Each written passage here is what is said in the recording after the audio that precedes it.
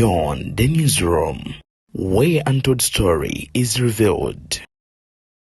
Muyimbi Mansuru Samanda aka King Saha, the president is man.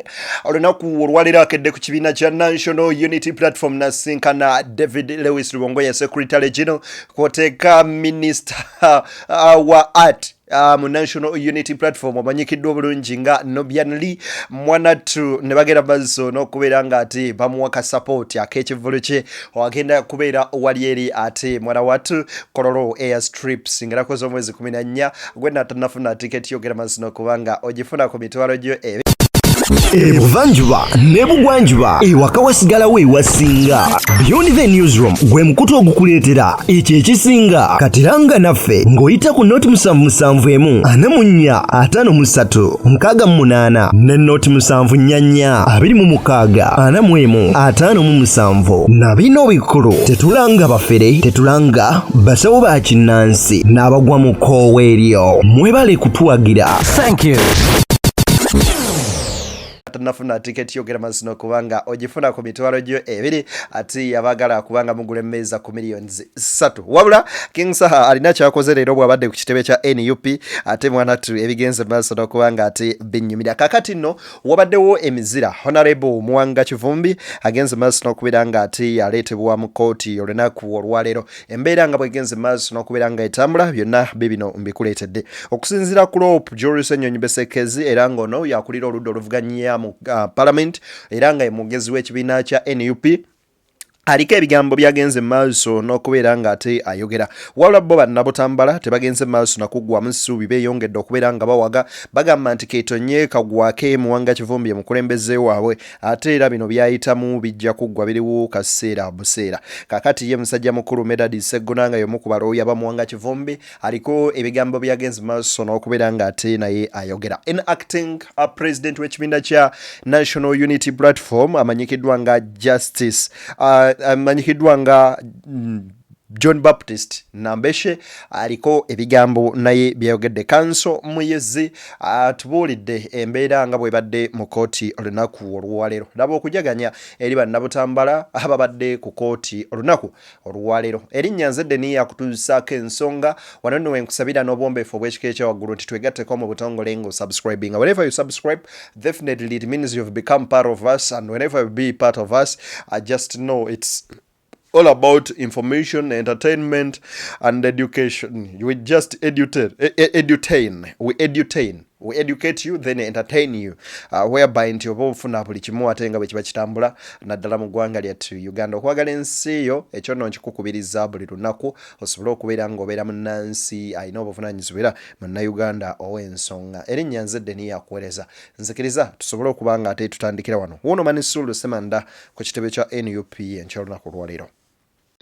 Emeza mugenda kugiraba zino tiketi zolabanjuza ebasa gyolabankutte nesiginga nsiimye nnyo taata nkyakadde naawe ebiseera byonna okuva enakumanya ndi wano ŋŋamba bugambi kale singa namumanya dda eri yonna musigira nitukyakala esige bwati bwakoze bweti bwenkoze awamu ne meeya awamu ne ffennanga ekitebe mwenna mukiikiriddwa ali Agimani ali Enabbi ali Amerika ali London Dubai yonna bakyali banga bali shajja mukiikiriddwa esigi agenda kuba mu mutongole awo ne meeya ate nga minisita waffe ne surprise nyingi nnyo zisobola kubanyonyola naye tubeereko kuva ku makya tubeereyo nga 14 lugenda kubeera lwakutaano wali Kololo kigenda kubeera kika kigenda kuba kikwafu nnyo bwe buli kayimba kakunyumira wandika buwandiisi ojja kubeera ng'onootinga ba agenda buku oyinza n'okambala ku saati okitegeera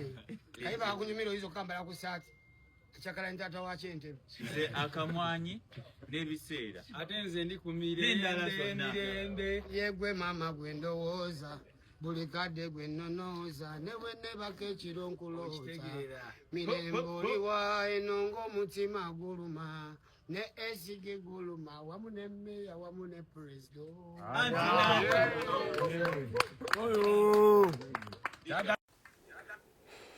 oyo ye Manisulu Semanda, the president is man. Samanda Mansour afuddeyo n'agenda maaso n'okuba ng'atuuka ku kitebe kya NUP abaddeko mu ofiisi ya SG David Lewis Lubongoya ne banyumyamuko akatonotono, and recently yamitingako ko inacting president Nambeshe ne banyumyamuko olunaku olwaleero atutte tickets era ne bazigula ku kitebe kya NUP ne bawayaamu. Oyo omusajja ali royal alaga nti omukwano gwalina ku Kyagulanyi aboli ato gukomaawo wokka ate era n'omukwano kwoteeka omutima ogw'enkyukakyuka nagwo agenda maaso n'okuba nga atagwina era nga akyatambulira ddala nagwo. Weewaawo kaakati kankweyongereyokko wano olunaku olwaleero ekibadde sooka olabe bulabi embeera ebadde ku kkooti nga Muwanga Kivumbi yaleetebwa.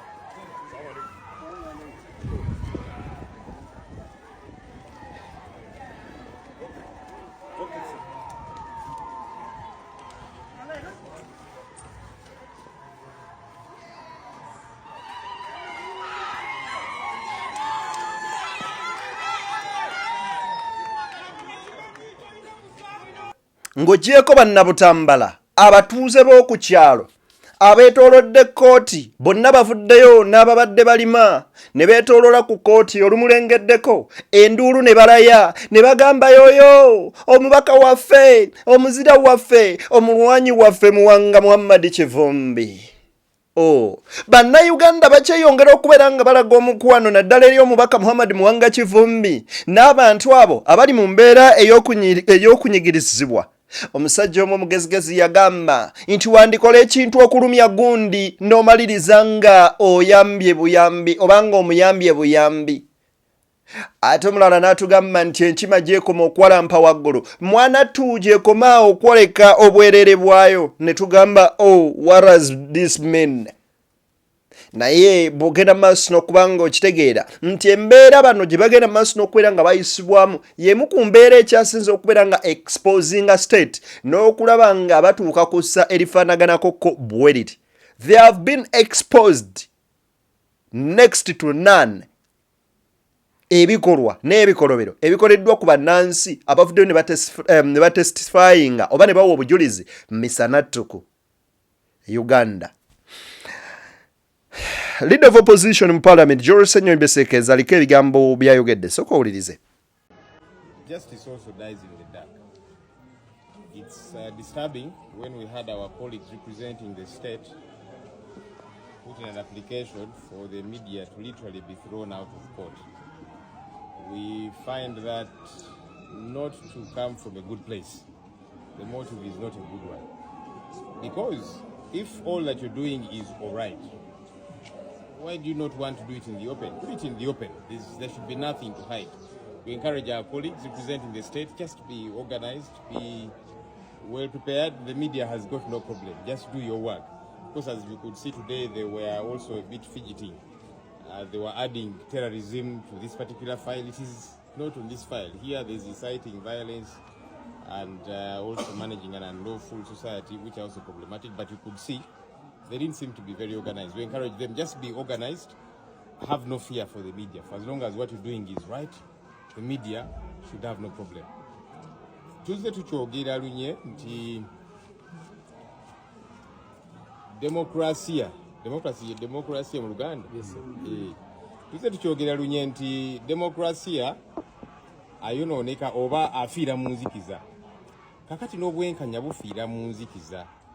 Bannaffe abakiikiridde state basaba omulamuzi agobe bannamawulire mu kkooti ye omusango guno guwulirwe mu nzikiza. Ekyo si kituufu era tukiwakanya.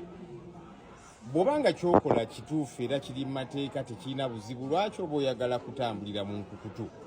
Tubeere beerufu, musango mba mugireese nga mulina obujulizi n'ebirala, buli kimu kibeere mu lwatu, kibeere mu ttaala nga temulina kye mukweka. Kyetubasaba bannaffe abakiikiridde state just babeere organized, beeteeketeeko bulungi. Kubanga mulabe ne leero abadde asoma charges n'agatako ne terrorism. Fe abamujjukiza nti eyo teriiku ku fayiro eno. ino file eriko inciting violence, managing unlawful society, ebya terrorism mubijewa. So kasita beteekateeka obulungi tubakubiriza beteeketeeka obulungi bajenga bali organize baleme kutya bamawulire bwobanga byokola bituufu nga biri mu mateeka era nga tebiina buzibu. Abamawulire eggwanga terina buzibu lyagala okugoberera likakase omuntu ono gwemugaa nti musajja mubi nnyo era mulina n'obujulizi obulaga nti musajja mubi nnyo. Lwaki temwagala bannayuganda bakkiriziganye nammwe? Banakkiriziganya batya nammwe nga tebalabe bujulizi bwe muleese? So ekyo tukiwakanya katusubire nti ne kkooti ejja kukkiriziganya naffe nti ensonga eno ewulirwe mu lwatu. Ebaddewo olwaleero. Demokrasia afiira mu kizikiza. All democracy dies in the darkness. Ebyo bigambo by'abasajja abayivu abagenda maaso n'okubeera nga ebitabo babisoma bwe batyo bwe batugamba era bwe batutegeeza. Olunaku olwaleero Muwanga Kivumbi addiziddwa ekitalya okutuusa ng'ennaku z'omwezi 14. Jjukira nti olwaleero si ye 11 14 ye Friday. Era state ne basaba nti banno w'ekitiibwa omulamuzi tusaba okwate abamawulire obagobe mu kkooti bafulume. Tetwagala news live streams, tetwagala bannamawulire.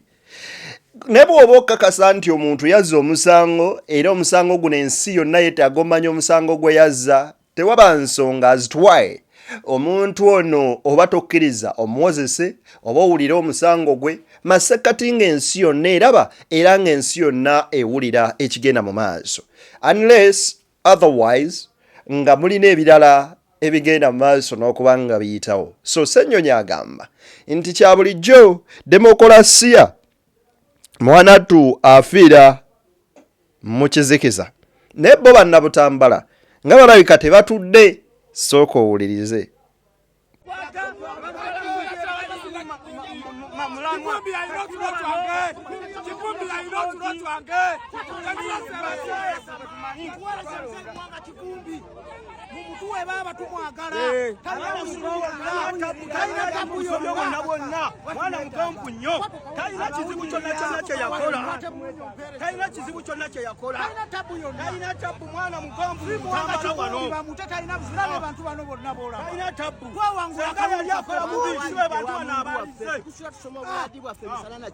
Twaba wabidde wakatonda yabatonda twagala Muwanga Kivumbi afune obwenkanya twagala Muwanga Kivumbi afune obwenkanya sayina gwe yatta mulemeddwa okuleeta abatta abantu baffe muli ku Muwanga Kivumbi mutawaanya abasindikire tubawabidde wakatonda affe yabatonda mwe bantu mmwe abatakyalina mitima, bantu mmwe ababi okutuuka ku ssabwe erityo, bantu mmwe tubasindise ewagguludde ne yabatonda n'abateeka ku nsi. Bye bigambo by'abannabutambala bye bagenze mu maaso n'okubanga boogera. Bano nno bagamba nti Muwanga Kivumbi banne mumuleke, talina musango, talina muntu n'omu gwe yali asobeza yadde okubeera nga anyiiza. Lwaki mumusibo mubonereza? Lwaki temutulaga nga mukutte kwabo abatta abantu baffe be mwakuba amasasi ne mubatta? Misana tukunga ensi eraba. Tubawabidde erigguludde neewo ye yabatonda oba oli awo yanaasobola obbanga abakolako. Bannabutambala nga bakaaye naye batuufu. Mu nsi muno waliwo embeera emu nga ye ekituufu kiri nti bw'oba togyekalizaamu nga tosobola kubeera nga embeera eyo ogivuunuka, naye embeera eyo si ndala, embeera eyo y'emu bw'etyo. Twetaaga okuba nga tuyimuka nga bannayuganda ekitatambula bulungi ne tukyogerako nga bannayuganda ne tuleka kwesulirayo gwa naggamba. Kakati ye musajja mukulu Seggona, wuliriza ebigambo bye. Mwebale kujja ebibaddewo nammwe ndowooza mubadde mubigoberera n'obitegeera mubadde mubitegeera si kyekyo in the unlikely event bwe tutuuse omuwaabi wa gavumenti asabye kkooti ebakkirize okugaana ab'amawulire okuweereza obutereevu mpewo zammwe ebigenda mu maaso, kubanga omusango guno muzibu, bayinza okutiisa, abajulizi bayinza okutya, ne ba parties omuwaabi n'omuwawaabirwa omuwaabi nga ye Uganda eyinza okutya ebintu bino ensi okubimanya naye ne tugambayo omwami Muwanga Kivumbi bino ye tebimutiisa nsi kubimanya bamuvunaana obutujju twagala ensi emanye ayagala ensi emanye bamuvunaana okuddukanya akabiina k'abantu k'abamenyi b'amateeka ayagala ensi ebimanye bamuvunaana okukuma omuliro mu bantu nawulira omukadde nga gamba omuliro okuma gwaki oba yakuma omuliro mu bantu ye ayagala ensi ebimanye takiina kumutawaana naye yo Uganda etya nti singa binaatambula ku mikutu abajulizi bayinza okutya n'eyamuwawaabira ayinza okutya netugamba nti ekyo batukkirize tukiddemu enkya tubaleetere ebiwandiiko n'amateeka byegalagira biki bye weetaaga okuteeka mu lujjudde nga kotte n'abakukkiriza kuggalawo kamera z'abantu ekyokubiri ne tuleeta abantu abalala abamweyimirira nga tugatta ku be twasooka okuleeta amannya gavumenti twali twagagiweereza dda ne gye babeera namba zaabwe ez'amasimu n'endagamuntu bwe beeyagala okubanoonyerezaako oba bakikwangala ng'ebadde erina obudde naye ne basaba ne bagamba ekyo basaba bakyanukule ku lunaku olulala olunaku lw'okutaano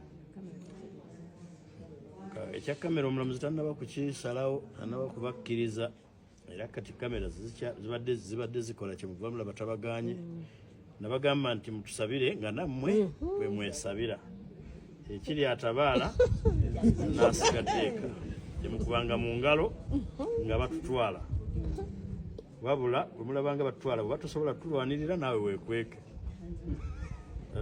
n'olwekyo ensonga tugenda kuziddira ezo ku lunaku lw'okutaano esabbiiti eno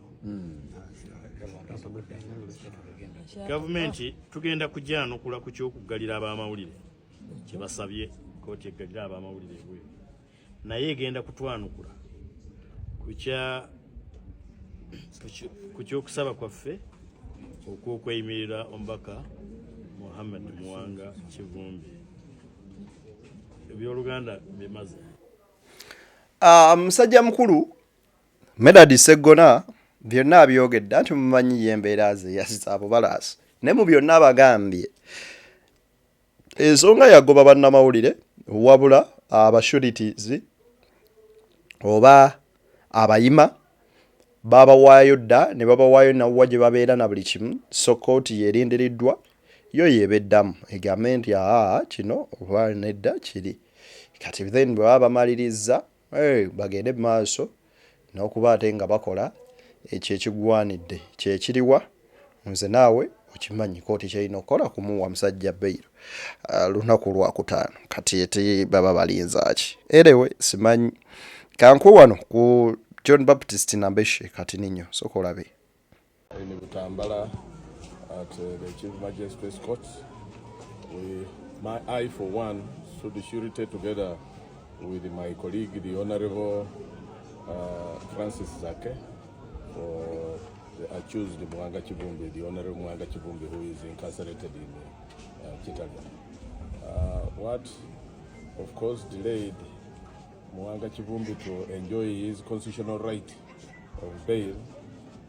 The applications that have just been again made today, especially when an objection was raised that live streaming was not to be allowed.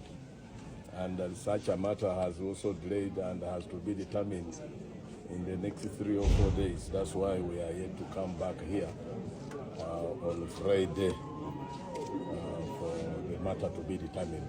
That the media and the media practitioners should not be allowed to cover the matter on which Muwanga Kivumbi is accused. And I must salute our legal team that has been assembled together, that have objected and are ready to respond to this matter ably on Friday, so to speak. That is 14th of this month. Bwatyo, Honorable Oba President John Baptist Nambeshe bwageze maaso n'okututegeeza olwaleero bambi yazze ne Zaake Francis Butebi n'abalala nga abayima abazze okweyimirira Honorable Muwanga Kivumbi. Jjukira ate eri Joel Ssennyonyi be bayeeyimirira mu musango guli kati ku luno Nambeshe yazze ne Zaake Francis Butebi beeyimirire munnaabwe asobole okuba nga avaayo. That kind of a solidarity ne love. Kanso Muyizi wano atugamba. Tereza state egambye ensonga eziri mu maaso ga kooti nsonga za butujju. The reason gyewadde twagala tutereeza ensonga eyo. Ensonga eziri mu kooti essaawa eno za lukuŋŋaana si za butujju. Ekyokubiri, omuwaabi wa gavumenti ensonga bbiri zataddeyo zizino. Agambye ayagala okuprotectinga ba parties bali babiri. Parties abali mu kooti eno ye Uganda ne the Honorable Muwanga Kivumbi. Ekisooka Uganda gye boogerako mu mateeka baba barepresentinga banna-Uganda. Tebannatulagayo munna-Uganda complaininga in the first place. Ekyokubiri, pate wookubiri the Honorable Muwanga Kivumbi tannabakkaayana ntayagala mawulire. Kati bw'ogatta ensonga ssatu nti agamba omusango gwa butujju si gwa butujju gwa lukuŋŋaana. Ekyokubiri ng'agamba nti problem eri kuba parties abali mu kooti eno ye Uganda erepresentinga banna-Uganda batanabakkaayana ne the Honorable Muwanga Kivumbi agamba nti ye talina nkaayana bannamawulire kubaayo. Okiraba nti kyabwewussa okwagala bateeka ensonga zino mu nkokoto. Nja bajjukiza nti mu musango ogw'obutujju gwe boogerako amawulire tebannagagaanayo. Tutambudde emyezi gino gyonna mu musango gw'obutujju kooti ennabaggaana ki mawulire paka mu kooti enkulu. Kati ogamba nti kooti ento wansi bw'ento kuba eno ye kooti esembayo wano nti erina obuyinza obugaana bannamawulire nga kooti ezikisinga gyonna tebannagaana bannamawulire kiba kyabwewussa baba balina kibakweka. Ekirala tuli ku stage ya okusaba kwaffe. Ffe tuli mu kusaba the Honorable Muwanga Kivumbi yeeyimirirwe. Omuntu mu mateeka ayina okusaba ensonga ezo abeera ffe nti mu application yaffe ey'okweyimirira ejja kuba affected. Mu bigambo ebyo right musajja mukulu Kanso Muyizi byonna abyogedde bulungi. Kiba kyabwewussa state of agambe nti teba bannamawulire baleme callers live streams tisobola okutaataganya oba olyawo parties ebbiri. Naye nga mukivuga nnyo speed gavumenti yayo kuno kintu nga mukisussizza.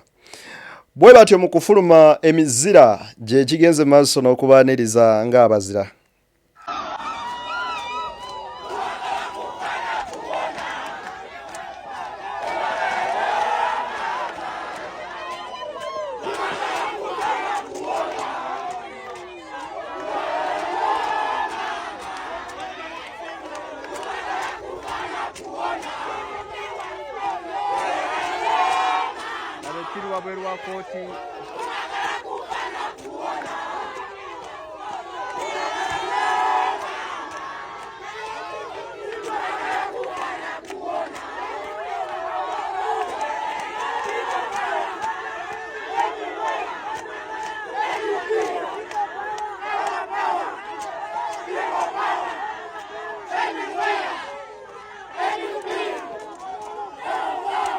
BTN Media Beyond the Newsroom gwe mukutu semakutu kwoli omulungi atulaba atera ngoberera erinnya nze omuzirende Deni okubanga nkuweereza n'okukutuusaako ati ensonga zonna nga bwezigenda maaso n'okubanga zitandikira. Munzikirize mbateere wano tusinkane nga guludde n'oyayisa amazzi mu ttaka ne gatalumira ng'asiimye. Bye bye.